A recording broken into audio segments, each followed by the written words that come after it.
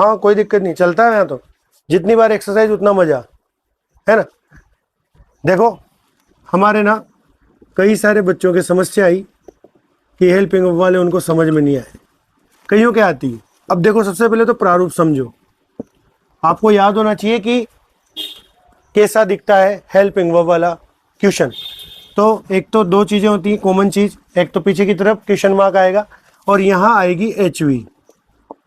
अब मेरे बच्चों HV क्या क्या है, तो HV है माय डियर जितनी भी हेल्पिंग वर्ब है वो सबकी सब HV है ना। हेल्पिंग वर्ब जितनी भी एक्सिलरी वर्ब है, एक्सिलरी वर्ब मतलब सहायक क्रिया है, जैसे कैन, जितने भी एनी मॉडल है ना, सॉरी मॉडल, ये जो मॉडल है can, could, may, might, will, shall, would, should, must, ought to, semi model भी किसकी कैटेगरी में आता है, हेल्पिंग वर्ब की कैटेगरी में। कहने का मतलब अगर मॉडल से भी वाक्य स्टार्ट हो रहा है तो वो भी क्या है, हेल्पिंग वर्ब वाला है। जैसे कि मैं उदाहरण के तौर पर बता दूं, मैंने सेंटेंस दिए भी थे। और दूसरी चीज क्या याद रखनी है अपने को कि ये अभी जो स्ट्रक्चर है इसका वो है HV, सब्जेक्ट, फिर वर्ब है ना, फिर ऑब्जेक्ट, फिर अदर और फिर क्वेश्चन मार्क, ये इसका स्ट्रक्चर है। लेकिन जब हम इसको इनडायरेक्ट बनाएंगे तो इसका स्ट्रक्चर हो जाएगा सब्जेक्ट है ना, अगर HV लगाने वाली है तो वो HV, और फिर वर्ब, फिर ऑब्जेक्ट, फिर अदर। अभी ये क्वेश्चन है, फिर ये एक नॉर्मल स्टेटमेंट हो जाएगा, फिर इसके पीछे स्टेटमेंट के पीछे अपन क्वेश्चन मार्क भी तो कहाँ लगाते, तो हट जाता है ना, इनडायरेक्ट बनाते हटता नहीं हटता क्वेश्चन मार्क, क्योंकि वो अब क्या है, एक अफर्मेटिव या नेगेटिव स्टेटमेंट है। स्टेटमेंट मतलब जिसके पीछे क्या लगे, फुल स्टॉप, और इधर की तरफ आस्क्ड करना ही है। कनेक्टिव के रूप में मैंने आपको बता ही दिया कि इफ या वेदर। इफ का प्रयोग तो कब करना है, जब सभी जगह, और वेदर का प्रयोग करना जब दो चॉइसेस हो, जब वाक्य के अंदर ही दो चॉइस आ जाए तो, ठीक है ना। तो ज्यादा डरने की बात नहीं है, एक आध एक्सरसाइज देखते हैं, मतलब एक आध 2-5 सेंटेंस देखते हैं, फिर आगे बढ़ते हैं अपन। लिखने की कोई आवश्यकता नहीं, समझने की बात है ना। तो जैसे कि अपन एग्जाम्पल ही देखते हैं, फिर अपन WH वर्ड के आगे बढ़ेंगे, है ना।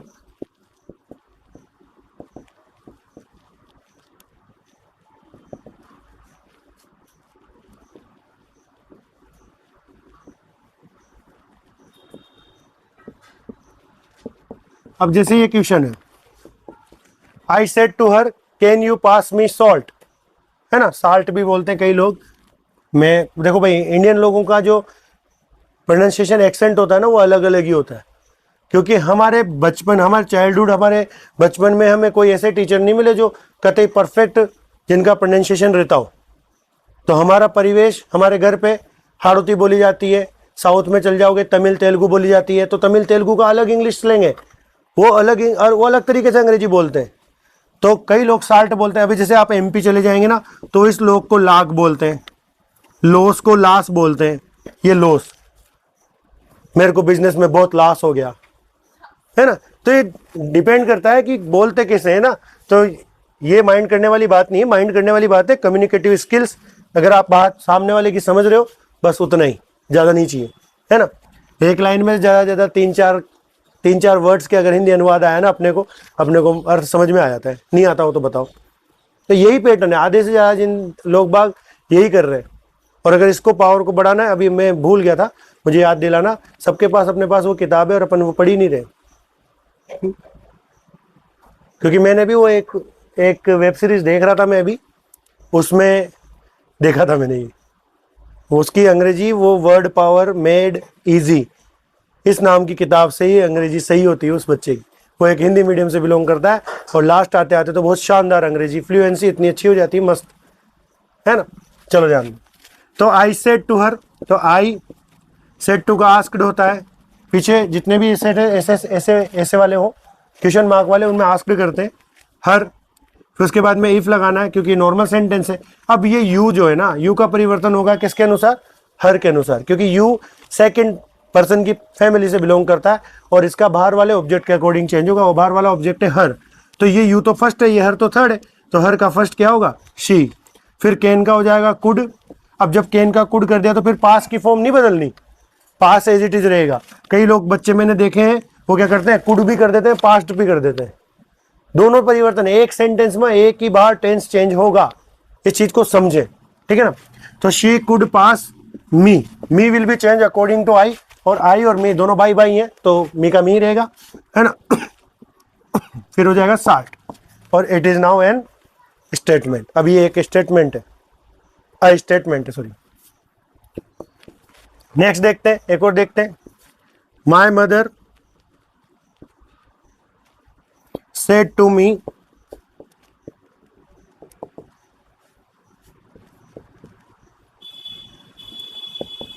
Don't you know, don't you know it, क्या तुम इसे नहीं जानते, है ना। अब कई लोग बच्चे समझ जाते हैं, कच्चे बच्चे डर जाते हैं, और डोंट तो V1 वाला होगा, मतलब इंपेरेटिव होगा। लेकिन जब कभी ऐसी कंडीशन बैठे तो पीछे भी नजर मार लेना, डोंट वाला होगा तो फुल स्टॉप लाएगा, अगर हेल्पिंग वाला क्वेश्चन वाक्य वाला होगा तो क्वेश्चन मार्क लाएगा, ठीक है ना। तो कुछ नहीं करना, my mother said to will be asked me if, ठीक है ना। अब you will be change according to me आई।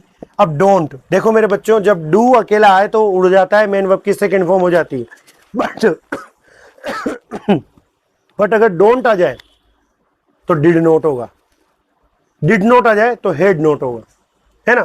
तो डोंट आने पर क्या करते हैं, डिड नॉट या डिडंट, डिडंट करो क्योंकि डोंट है ना, तो जो है जो करो, है ना। आई डिडंट नो इट, फिर फुल स्टॉप, क्योंकि अब ये एक स्टेटमेंट हो गया, है ना। तो इतना कोई लोड नहीं लेना, दो चीजें याद रखनी है, मैं फिर रिपीट कर रहा हूं, एक तो टेंस पहचानने आने चाहिए और एक चेंजेस करना आने चाहिए, ज्यादा कुछ नहीं है। प्रोनाउंस टेबल तो यूं ही याद हो जाती है, I my me, we ever us, you your you, है, he is him, she her her, it its it, they their them, whose whom, लो हो गई, यही तो है। अब इसमें भी लोड ले रखा है, पहले ये याद करोगे फिर टेंस टेबल याद करोगे। टेंस टेबल भी याद करने में क्या है, सिंपल प्रेजेंट का होता है V1 या V1 में ऐसे आई एस हेल्पिंग वर्ब के रूप में डू डज, प्रेजेंट कंटिन्यूस का is am are plus V1 में एनजी, प्रेजेंट परफेक्ट का हैज हैव प्लस वर्ब की third form, present perfect continuous का has have plus been plus V1 में NG, simple past का V2 हेल्पिंग वर्ब के रूप में डिड, पास्ट कंटिन्यूस का वाज वर प्लस V1 में एनजी, पास्ट परफेक्ट का हेड प्लस वर्ब की third form, past perfect continuous का had plus been plus V1 में एनजी, सिंपल फ्यूचर का will shall plus V1, future continuous का will shall plus be plus V1 में NG, future perfect का will shall plus have plus verb की third form, future perfect continuous का will shall plus have plus been plus V1 में NG. ये हो गई पूरी, मैंने मात्र मेरे को 2 मिनट भी नहीं लगे होंगे, 2 मिनट में 12 सेंटेंस बोल दिए। आपको भी याद होनी चाहिए, कोई बड़ी बात थोड़ी ना, कंठस्थ करो ना। अभी भी कई सारे ऐसे बच्चे मेरे पास पढ़ते हैं जिनको अगर मैं बोलूँ ना कि भाई ये सेंटेंस लिख दिया और टेंस पूछ लूँ, नहीं देखते क्योंकि उन्हें आता ही नहीं। के कितनी बार मेरे इससे पहले वाले बैच में, 10th वाले बैच में लगभग 49 स्टूडेंट बच्चे हैं, 49 है।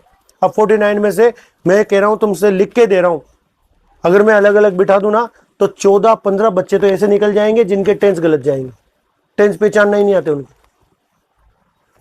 14-15। और वो नुकसान ये है कि मोस्टली वही बच्चे होते हैं उसमें जो फर्स्ट साल आ रहे हैं। फर्स्ट साल का मतलब समझ रहे हो ना, जो 10th में ही कोचिंग पढ़ने आता है। मैं यूं नहीं कह रहा कोचिंग जरूरी है, अगर आप यार मेहनत कर रहे हैं तो कोई समस्या नहीं है, हमें कोई, मैं यहाँ पे भी हम भी उन्हीं लोगों की मदद करना चाहते हैं जिनको जरूरत है। मैं कोई जबरदस्ती किसी को भी कोचिंग नहीं पढ़ाना अपने को। अगर मान लो किसी को याद वाद हो रहा है तो फिर क्या मतलब आ रहा है उसको कोचिंग जाने का, लेकिन अगर किसी को जरूरत ही है तो फिर पढ़ने आते हो तो कम से कम उसका फिर यूज तो करो। अब आ तो गए तुम ढेर सारे, तो 50 बच्चे होना एक बैच में मायने रखता है, 1.5 लाख रुपए होते हैं 3000 के हिसाब से। लेकिन उस पैसे का जो तुम 3000 रुपये दोगे उसका यूज भी तो करो, पढ़ते ही नहीं। अब अभी कई सारे बच्चे ना 6 बजे वाले बैच, 6 बजे कहीं नहीं जाते, कहीं भी नहीं जाते। अगर वो चाहे, उनके अगर कमजोरी है तो वो आके यहाँ पे पूछ सकते हैं कि भाई सर ये क्या समस्या है, ये क्या समस्या है। तुम लोगों को तो बेनिफिट ही है, तुम लोगों को तो बेनिफिट ही है भाई, 9th के 8th के बच्चे के लिए तो फायदा ही है, कोई नुकसान थोड़ी ना उसका।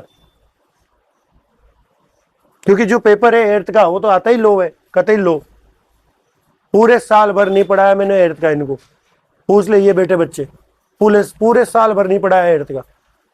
टॉपिक्स पढ़े थे हमने, वो भी लेवल कौन सा, अपर। और जो पेपर आया उसमें सबके लगभग सभी के ए है यहाँ। कई बार राइटिंग का भी मैटर करता है, कई बार बारीक बारीक लिख दो तो वो भी दिक्कत देता है। तो मैं तो इतना ही कहूंगा कि आराम से 10th बोर्ड के लिए प्रिपेयर करो। 10th बोर्ड के लिए मैं कह रहा ना, जो बच्चा अपने पास पढ़ा है ना, उसके 10th पहचानने में कोई प्रॉब्लम नहीं हो रही, उसी की होगी जो घर पे कतई लिच्चड़ है, कतई नाकारा, जो पढ़ना ही नहीं चाहता। तो चलो आगे बढ़ते हैं और आज पढ़ेंगे अपन RS ऑफ WH वर्ड। अब जैसा कि नाम से पता लग रहा है, WH वर्ड कहने का मतलब अंदर वाले वाक्य की स्टार्टिंग कैसे होगी, WH वर्ड से, और एंडिंग होगी क्वेश्चन मार्क से। यानी अगर मैं बताना चाहूं फिर से तो इस तरीके से होगा सेंटेंस, शी, अभी तो बस बता रहा हूं है ना, शी सेड टू मी, और यहां आएगा WH word, why did you not attend my marriage, ये क्वेश्चन मार्क। इस तरीके से आएगा सेंटेंस। अंदर का वाक्य स्टार्टिंग पॉइंट क्या होगा, WH वर्ड। अंदर का वाक्य कैसे स्टार्ट होगा, WH वर्ड से, और एंडिंग कैसे होगी, क्वेश्चन मार्क से। ठीक है ना। तो बहुत इजी होता है, मैं इसको बना के बताता हूँ फिर और बताएंगे इसके अंदर अपन। शी इंटेरोगेटिव में सेड टू की जगह आस्क्ड ही होगा, मी, और इसमें क्या होता है, कनेक्टिव के रूप में वाई लगता है, यानी वाई का मतलब है वही WH वर्ड जो वाक्य में आया है ना। अब अभी ये वही स्टेटमेंट नहीं है, ये एक इंटेरोगेटिव वाक्य है, इसका मतलब ये हेल्पिंग वर्ब आगे आ रही है इसमें। इसको नॉर्मल बनाएंगे तो यू परिवर्तन होगा मी के अनुसार आई, और डिड नोट है तो डिड नोट बदल जाएगा हेड नोट में। जब जैसे ही हेड नोट में बदलेगा तो हेड का एक रूल है, हेड हमेशा अपने साथ वर्ब की थर्ड फॉर्म लाता है, तो वर्ब की थर्ड फॉर्म लाता है तो अटेंडेड हो जाएगी। माई का परिवर्तन अकॉर्डिंग टू शी, लड़की है, हर हो जाएगा, मैरिज का मैरिज हो जाएगा। और ये अब फुल स्टॉप लग गया क्योंकि अब ये एक अफर्मेटिव सेंटेंस है, यानी अफर्मेटिव है, सॉरी नेगेटिव है ना। तो माय डियर अब अपन पढ़ेंगे इसको ढंग से, WH वर्ड फिर से रिपीट कर दूं। अंदर वाला वाक्य यानी रिपोर्टेड क्लोज, रिपोर्टेड स्पीच हमेशा काय से शुरू होगी, अगर WH वर्ड की है तो वो WH वर्ड से। अब इसमें हाउ भी WH वर्ड में ही आता है, एक तो तुम आता जाओ कि हाउ तो सर H से शुरू हो रहा है, WH वर्ड से कहाँ हो रहा। तो यहाँ पे WH वर्ड उनको उन शब्दों को कैटेगरी में डाला है जो प्रश्न पूछते हैं।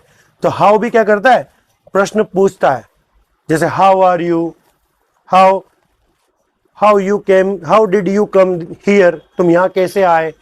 तो मैनर जानने के लिए, मेथड जानने के लिए हाउ का प्रयोग होता है। हाउ के साथ अगर अपन मेनी लगाते हैं तो हाउ मेनी संख्या जानने के लिए होता है। हाउ के साथ अगर मच लगाते हैं तो क्वांटिटी जानने के लिए होता है। ठीक है ना। तो ज्यादा लोड नहीं लेना। WH वर्ड वाले में सेट टू का तो आस्क्ड हो ही सकता है, हो ही रहा है, वो मैंने बता ही रखा है। और कनेक्टिव के रूप में माय डियर, कनेक्टिव के रूप में वही WH वर्ड यूज करेंगे अपन जो उस वाक्य में आया है। तो ज्यादा लोड नहीं लेना है, ठीक है ना। आप समझते हैं। I said to her, when will you pay my fee, question mark, inverted commas. इस तरीके से दिखेगा सेंटेंस। इसके पहले मैंने बताया और अभी बता रहा हूं। तो आई आस्क्ड हर, तो आई आस्क्ड हर कनेक्टिव के रूप में ये वह नहीं आ जाएगा, WH वर्ड का WH वर्ड आ गया। अब इसको अपन को, अभी तो ये एक प्रश्नवाचक वाक्य है, अब हमें इसको बनाना है एक स्टेटमेंट में। तो स्टेटमेंट में सबसे पहले आता है सब्जेक्ट। तो सब्जेक्ट क्या है इस सेंटेंस का, माई फी नहीं है, ऑब्जेक्ट है वो, तो यू सब्जेक्ट है। तो you will be change according to her, she. और शी कौन सा टेंस है इसमें, मिस्टू बताएगा। विल प्लस V1 कौन सा टेंस है बेटा, बहुत बढ़िया। तो शी विल का चेंज हो जाएगा टेंस के अकॉर्डिंग, वुड। पे का पे, माई का चेंज अकॉर्डिंग टू आई, माई रहेगा, और फी का फी। ज्यादा तो जरूरी है ही नहीं, ठीक है ना। अब एक और देख लेते हैं। Shilpa said to him, what are you buying today, what are you buying today, ठीक है। तो Shilpa said to him what are you buying today, तो Shilpa asked him what, you का परिवर्तन हिम के अनुसार, ही प्रेजेंट कंटिन्यूअस, कौन सा टेंस है, present continuous, is am are plus V one में एनजी, तो ये चेंज होगा टेंस नंबर टेबल नंबर 2 के अनुसार पास्ट कंटिन्यूअस में। पास्ट कंटिन्यूअस की निशानी क्या है विष्णु, हाँ अभी बताई थी मैंने,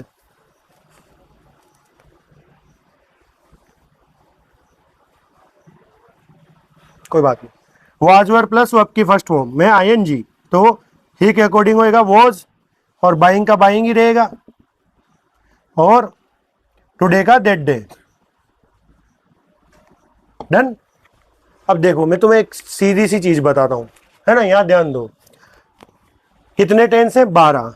12 टेंस में कॉमन चीज बताऊं, कॉन्टिन्यूअस कितने हैं, 6। कितने कॉन्टिन्यूअस है, 6। इनमें कॉमन चीज क्या है, V1 में एनजी। 6 कौन कौन से है सर, नॉर्मल, नॉर्मल तो 3, और परफेक्ट कंटिन्यूअस कितने, 3, 6 हो गए ना। अब सर परफेक्ट कितने हैं, परफेक्ट है 3, इसमें कॉमन चीज क्या है, V3। सर सिंपल कितने, सिंपल है 3, सब में कॉमन चीज है V1। अब कैसे V1, सिंपल फ्यूचर में will shall plus V1, simple present में V1 में एस या यस या V1, और सिंपल पास्ट में V2 है बट डिड लगने पर V1। ज्यादा दिमाग लगाना ही नहीं है, कंटिन्यूस याद रखने, प्रेजेंट कंटिन्यूस आने पर इज एम आर आएगा, आईएनजी तो आना ही है, पास्ट आने पर वाज वर आएगा, फ्यूचर आने पर विल शैल प्लस बी आएगा।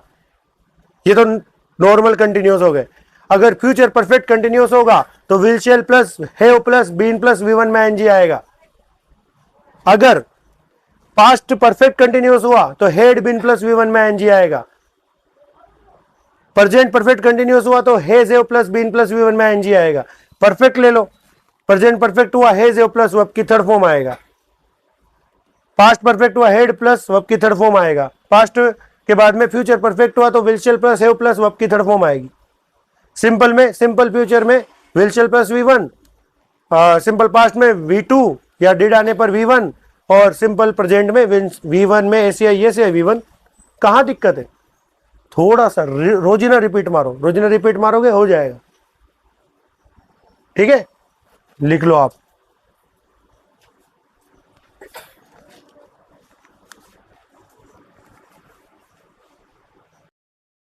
हाँ तो बच्चों दो एक सेंटेंस फिर से देखते हैं अपन, क्योंकि मेरे को जहां तक लगता है क्योंकि 2 सेंटेंस पर्याप्त नहीं होते हैं किसी भी एक्सरसाइज के लिए, है ना। She said to me how many cars do you have,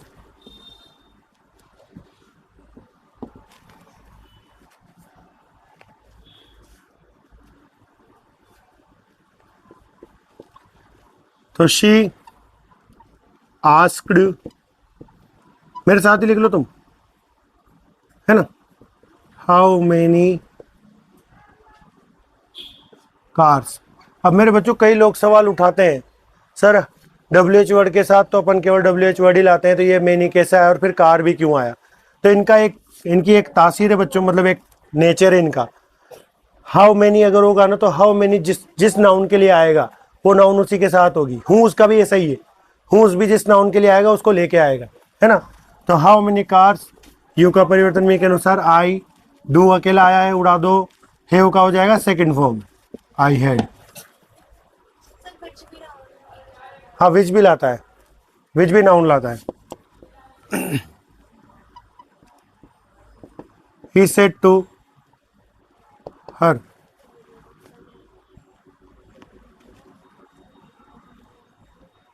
Y are you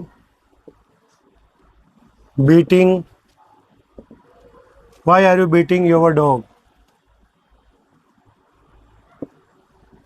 Mishtu बनाएगी इसको। मिष्टू तू बताएगी बेटा, मैं लिखूंगा।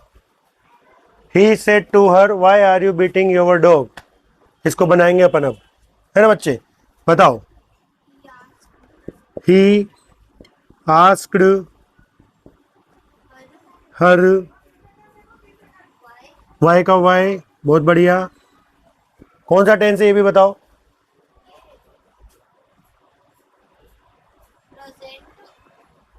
बहुत बढ़िया, present continuous, is am are plus V one में एनजी। बहुत अच्छे। अब क्या करना है मुझे, यू को चेंज करेंगे, किस में करेंगे, हर के अनुसार। ये हर तो थर्ड है, ये यू तो फर्स्ट है, तो क्या आएगा, शी आएगा। बहुत बढ़िया। अब प्रेजेंट कंटिन्यूअस को काय में चेंज करेंगे, बहुत बढ़िया। तो पास्ट कंटिन्यूअस की निशानी,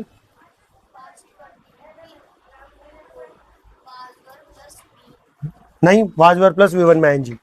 तो शी के अकॉर्डिंग लगेगा वॉज, बीटिंग का बीटिंग, फिर आगे शी वॉज बीटिंग।